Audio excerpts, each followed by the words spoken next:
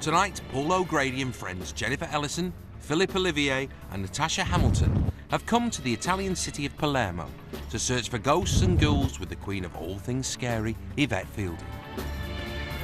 They have already investigated a creepy castle where Jennifer and Natasha were convinced they heard a ghost. We have experienced ghosts. And where Paul and Phil put on brave faces when forced to call out to spirits while sitting in an underground chamber. Don't fucking mess. What's up? Did you throw that then? No. Didn't you? No, on my mother's grave. You see, Phil said somebody's just thrown a stone. Now, if the house brick had levitated in front of it, I said, no, you're imagining that. So I said, no, you've just stood on that.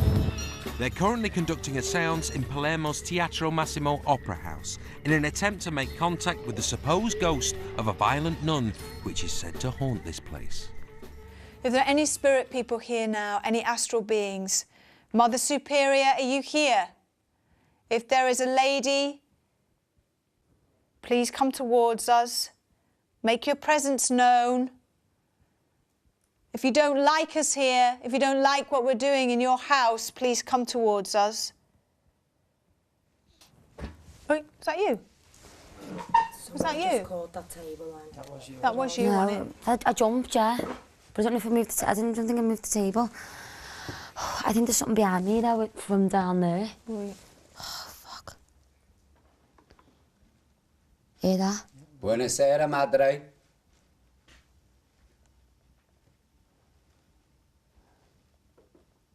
Hear that? What? Tapping onto the table. Yeah, I can. It was like a doll phone. It's like, yeah. Buonasera, madre. Come sta?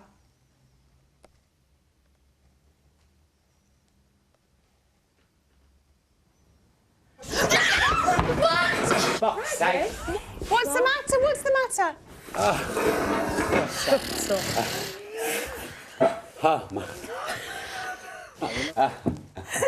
Oh, shh, did you hear that?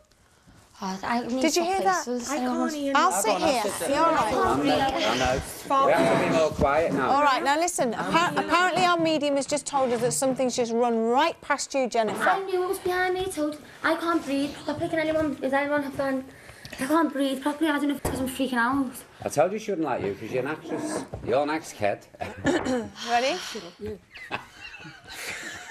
I sat here like that. She dug her hand into me. I've almost got stigmata. Did you hear that, madre? Stigmata. You know what that is? Oh, dear. My feet. Where's everybody's Nice. feet? Get your hand on here and don't start squawking. Do you hear me? Yeah, it's me fuss. Right. It won't happen to you. Seriously. Right, let's concentrate. Get the energy going, flowing right round the table. Nice. Come towards us. The bell. It's outside. I've just seen a flashing light behind. Please, something's behind me again. What was that? What was that? Shh, shh. Go and have a look. Go and have a look. Go and have a look. Having heard strange noises around the séance table, the ever-inquisitive Phil checks out the surrounding area for logical explanations. Get back to the table. Get back to the table. Get back to the table. And not for the first time tonight, he returns to the rest of the group none the wiser. Come on. When our plans were stopping. I know, we've got to keep I know, we have to carry on now. No more screaming or leaping. Do you hear? No more. Yeah. Feet. Everything's happened to me so Ready? far. You'll be all right now. Listen and just Nice. Start again, Emma. Sorry. Please, if there is somebody here, a spirit person here, please move this table. Move this table. Make it move. Put your hands flat on the table, slightly put it Come on, make the table move. Make the table move, we'll leave you alone. Oh, Mother of Christ. Make the table move. Oh my God, I'm freaking. Make the table move, it's moving. Make the table move, please. Hear that scream?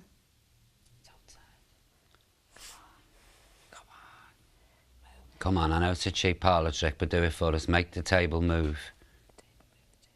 Make the table move. Keep going, Paul. Keep going. Make the table move, please. Make the table move! Who the fuck's moving that? Make it move. Woo. That was my chair. I'm Put your hands down and shut it. Make the table move. No. She's got a clap on with you now because she shouted at me. She's delighted I shouted at you. There's an actress here, Madre, and a singer, and a young actor, all disgracing what you stand for. Now, Paul's always been the leader of the group, but I think his leadership role is changing quite dramatically at this point. He's talking in Italian to the spirits. Buonasera, Madre. Come sta? It's about him taking charge, about him taking control. Because if you're in control of a situation, you can do things to avoid certain very, very negative things. That was my chair. I'm Put your hands down and shut it. Now, at the moment, all he's doing is he's taking control of the group that he can see. But of course, there are other things in the room as well, the spirits he can see. So it'll be fascinating seeing if he tries to take charge of those as well. Because people who take this route to deal with fear often try to control everything and not just the obvious things. Come on, make this table move. Now, make the table move. A woman of Christ, she can't lift a table. Well, please. Vicious, vindictive, malevolent, nasty, bitter, twisted, lonely old woman. Come on, make the table move. Hear that? I heard that sigh. Did you? That sounded like a woman going. Yeah, it did. I don't think she likes us very much. That's a freaky stab. I got freaked out there. Right, come on, because we need to move on. Can we have the lights up, please, now? OK, everybody, what did you think to that? Well, I can't move the table, I'm telling you now. It could have been me, but I'm telling you now, I didn't do it. Yeah. And that's what It I'm here wasn't for, me. to be proven wrong. So, what do we think it is? I don't The know. nun. I don't know. It went very cold and there was an awful... I mean, there was less tension in the Middle East, put it that way, because it got quite tense. Did you feel it? I did. Like, really tense, I thought, at one stage. Like, I think we can get punching a minute. I just think next time we do it, we need to focus. Yeah. 'Cause every time we keep getting freaked out, stopping, and then it kind of dies down. We Exactly. need to build the momentum to get more things Exactly happening. right. Well, listen. Sorry, it's my fault because I just keep freaking out. But I've had loads of things happen to me, so... Yeah, well, it is scary if I got... Yeah, well, listen, Stop it, nothing's going to happen to someone's us, behind OK? me, Nothing's going to happen to us. We're in controlled environment here, so let's just try and keep focused. With the seance at an end, Yvette decides it's time to leave the Massimo and head to the next spooky location. Drag me with her.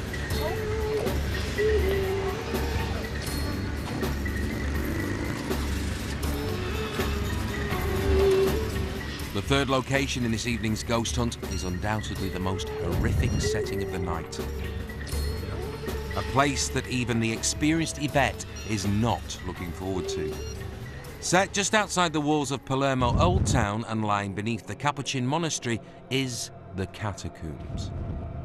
This place houses the grotesque remains of around 8,000 men, women and children. Although the concept of burial within a catacomb is pretty alien to us today, it is less so in Mediterranean countries and is looked upon as a little more than just another form of burial. The Capuchin catacombs date back to 1599, when the local priest mummified a holy monk and put him on display for all to see. Not scared.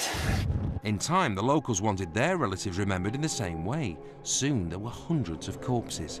Some of the deceased wrote into wills details of specific clothes that they would like to be buried in. I can't, I've got to go now, can't. The walls are now adorned with the mummified corpses of silently screaming priests, professors, military officers, virgins and children. It was the corpse of a little girl that was the last body to be interned here. The remains of 2-year-old Rosalia Lombardo was placed in the catacombs in 1920, and today her body lies remarkably intact. The undisclosed method for her embalming was invented by a doctor in Palermo, who took the secret with him when he died. It is only known it was based on the injections of chemicals. Rosalia still appears so lifelike that the locals have dubbed her Sleeping Beauty.